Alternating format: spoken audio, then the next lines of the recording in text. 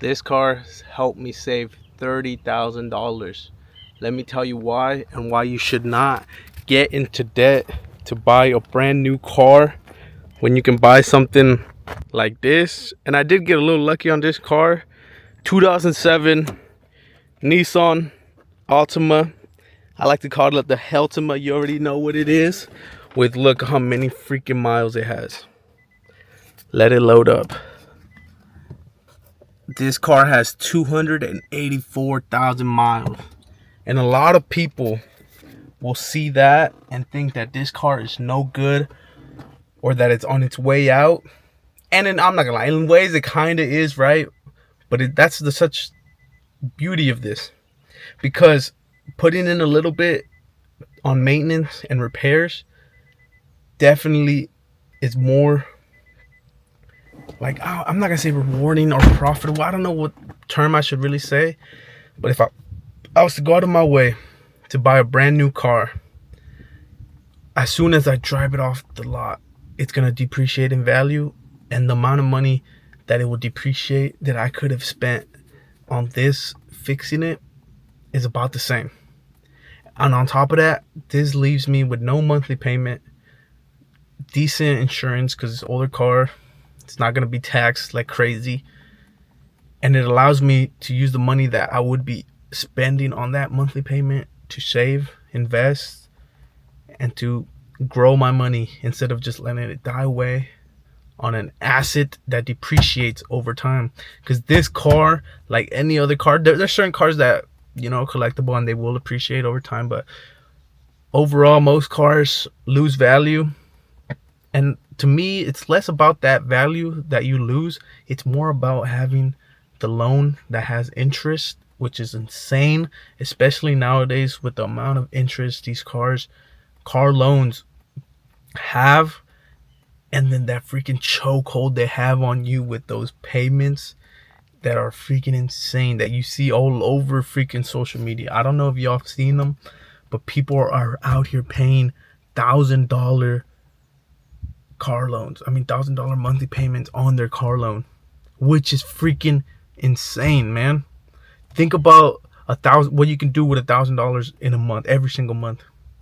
And on top of that, people have rent, man. People have expenses, and then you have insurance, and then you have gas, which is freaking expensive depending where you live, but it's pretty expensive overall. You know what I'm saying? And then on top of that, let's say the car breaks down, you still gotta fix it. You know what I'm saying? And then there's a whole lot of things, and there's a whole lot of reasons why buying a beater is such a better move if you're really trying to build wealth and grow into financial freedom. And don't look at this car, man. Like, let me flip this camera around. Like, it's not bad. Like, it's a little dirty. It got like its little things, you know what I'm saying? It's got the cracked dash, you know what I'm saying? My cat freaking scratched it up here, but like whatever. It's got like a little scratch. It's a little dirty on the headliner, but overall it's clean. I got a nice one, like has leather, freaking push to start. Like, it's crazy for the year it is, right? But I'll be honest, it doesn't run the best. It does need a little bit of help with that, and that's what I'm working on. It doesn't have AC, which like a day like today, my hand is freaking burning off and it's hot. That's why I got the windows freaking down, you know what I mean? And that's really about it. And like, those are things that I'm looking into fixing, so then I can run this car past 300,000 miles, which is my goal, and I'm pretty sure it will get there. But let me tell you, I did get lucky in finding this car, because I didn't find this car. It was actually sold to my dad, and my dad then sold it to me for like a really good deal. You get what I'm saying? And that's such a blessing, and a lot of people will not have opportunities like that. But I was blessed in that way.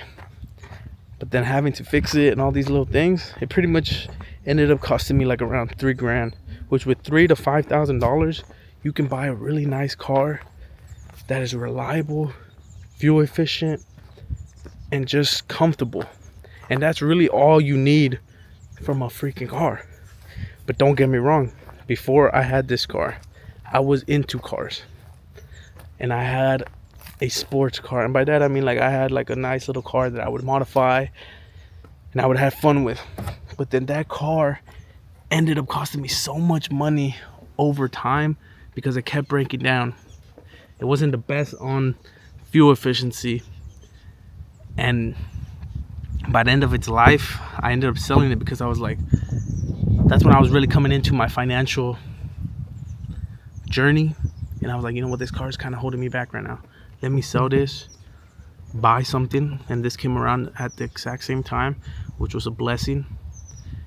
And then I sold that one, got rid of that burden, which I missed. Don't get me wrong, man, that car was fun, it was cool, I loved it, and I understand that. And then I had this car for a little while. It had started giving me problems, and that stress of problems is crazy, and I know that. That's why a lot of people will justify buying a car from the dealership, because they're like, oh, it has warranty, it's not going to cause me issues, I don't trust people on this, I don't trust people on that, which is understandable. But that doesn't mean you have to go out of your way to buy a freaking $25,000 to $45,000 car, man, just because you don't trust buying it off a freaking Facebook Marketplace or something. That's not logical.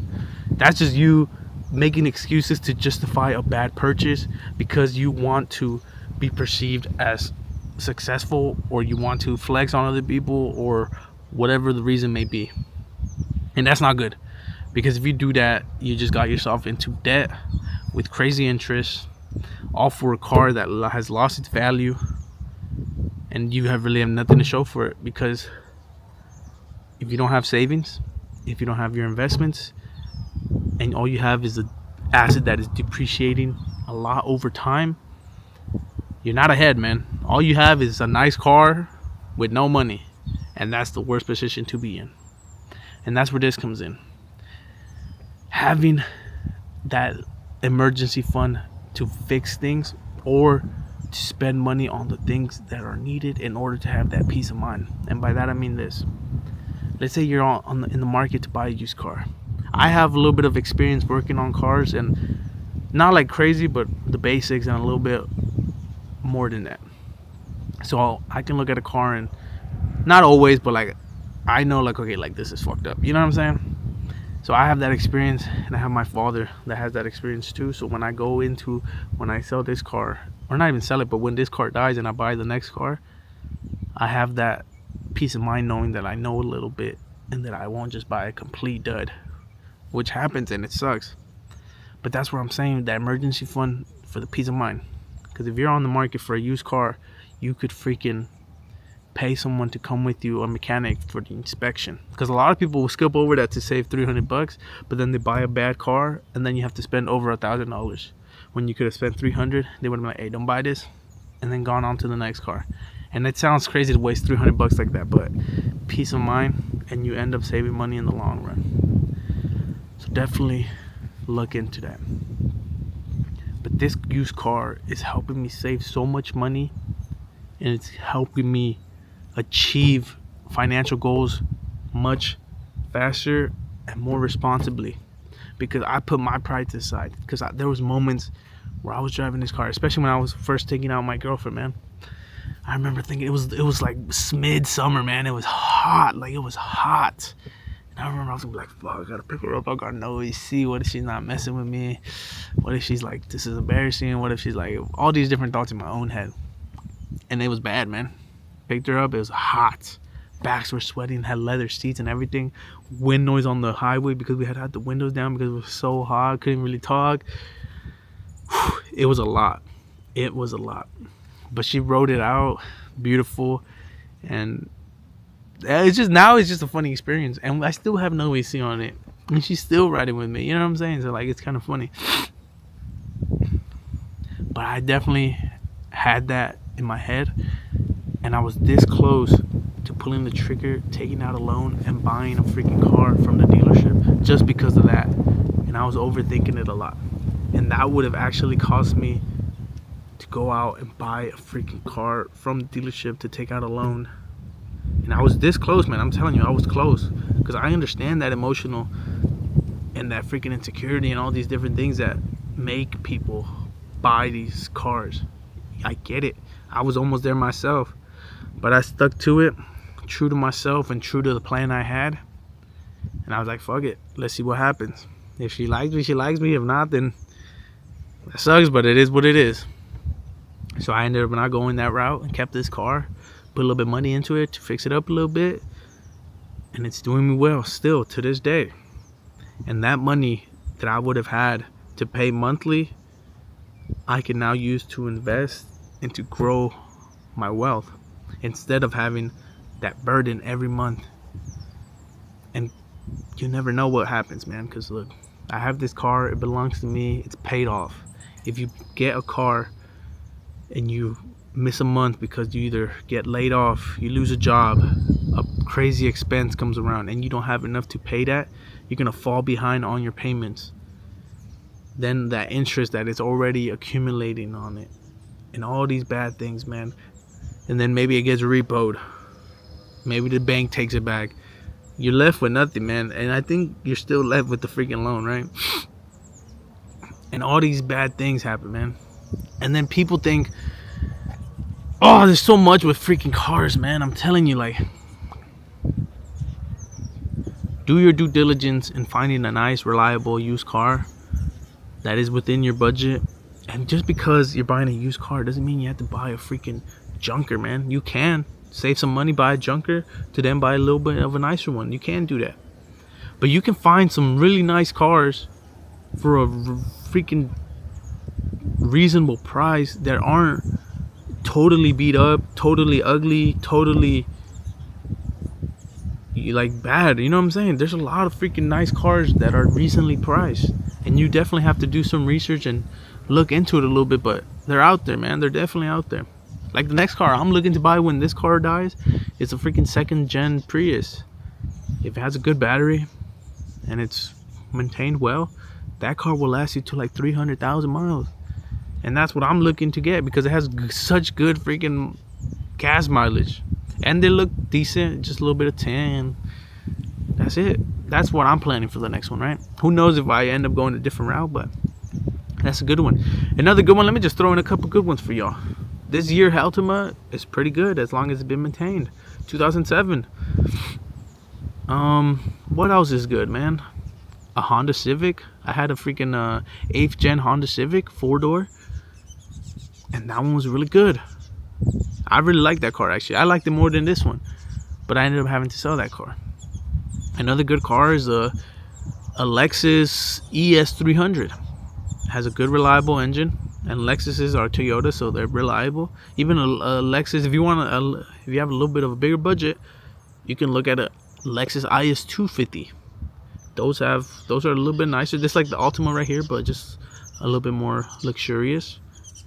If you want to ride in style but still have a decently priced, reliable car. You get what I'm saying? Maintenance might vary from car to car, of course, but overall these are reliable cars. And there's a lot of other ones. These are just some that I've done research on me personally and that I've been looking into. You get what I'm saying? And who knows, I might end up with one of those instead of the Prius. But that's besides the point, man. The main thing is staying out of this car loan debt and staying out of the mindset where people think it's normal to get into these debts. You get what I'm saying? Because I don't know if it's like, I don't know what it really is, but like, I've seen so many YouTube videos that like look at freaking car loan TikToks and different things like that, and the amount of money people are spending on their payments, and it like, to them it feels like it's just part of life. It's crazy to think, like, because to them life is getting a car loan debt and then having to pay that. Like, that's just part of the process of growing up. Like, no, it's not. You know what I'm saying? Like, buy a freaking used car, clean it up a little bit, maintain it, and drive it until you're in a financial position to then go out of the way to take that car loan out responsibly without it being a burden to your life and your finances, man. You get what I mean? Because I'm not saying you got to drive a freaking beater for the rest of your life. You can if you want. But like me personally, I don't want it. Like, one day I'm going to get a freaking Porsche. And like, that's what I want. But right now, I'm building up towards that. You know what I'm saying? And I'm not going to put myself in a bad position just so people look at me like, dang, he has a nice car. Like, oh, he's got it together. Like, no, man, I'll drive this around. I'll drive a used car around. I don't care. I'm trying to get myself financially right. You get what I mean? And that's where people get lost in the sauce. Because they're trying to look like a ribeye steak when they can be a ribeye steak if they eat a little bit of chicken for now. You get what I'm saying? And that's such a little dumb thing to say, but it's not normal to get a car loan, man. And this car has helped me save up $30,000 by not having that payment and having that freedom with that extra money to put into savings and investments, man. Literally that simple. And don't get me wrong, you're always gonna have problems with cars, and I get that stress, but that's where that emergency fund comes in. That's where you have to do your due diligence in having that money tucked away so that when something happens, you can cover it without it being a huge burden on you. And that's the step that a lot of people pass on, man, because you don't want to save money. You want to buy that new thing. You want to buy this. You want to keep up with them because they got this going on. You want to da. There's so much bullshit, man. But you got to worry about yourself and what's around you and your family, man. You get what I mean? Put your enjoyment to the side a little bit. Of course, enjoy things, have fun. But you have a responsibility to yourself and your family. So put a little bit of your side to the side. Save up. And then eventually, once you're set up, man, and it will take time, but within this time, enjoy it from time to time. You know what I'm saying? Buy yourself that little something from time to time. And then eventually you'll get to the position where it all will be easy and beautiful because you took the sacrifice now. And not buying a new car is not a sacrifice, man. That's just a responsible and smart thing to do, honestly. And you can find yourself something nice, I'm telling you. And with that extra money, you'll be able to invest it, save it, put it into something that is actually meaningful. Because a car is not, man. You go on here, go to work, go home. Like, this is just a transportation tool. And don't get me wrong, some of these cars are so freaking nice. I know they are. I'm not saying that, man. I know they are. Like, I want one of those, like those freaking cars that have the little light that go across the whole thing. Oh my God, that's so freaking cool. I know. But it's not responsible. And the debt and the interest rate you get on that is horrendous. When you can go out of your way, do a little bit of work, have some research done, buy a nice, reliable used car, and not have a monthly payment with crazy insurance, and put that towards your financial freedom. That's the path I'm choosing. That's the path that is responsible. And I'm just really against debt right now. But there's good debt, of course. There's always good debt. But for a car loan, I don't see it as being good debt. Not right now. But use that. And if you're in there right now, find a way out of it. Do what you can to minimize debt and to continue investing, saving, and growing. Take care.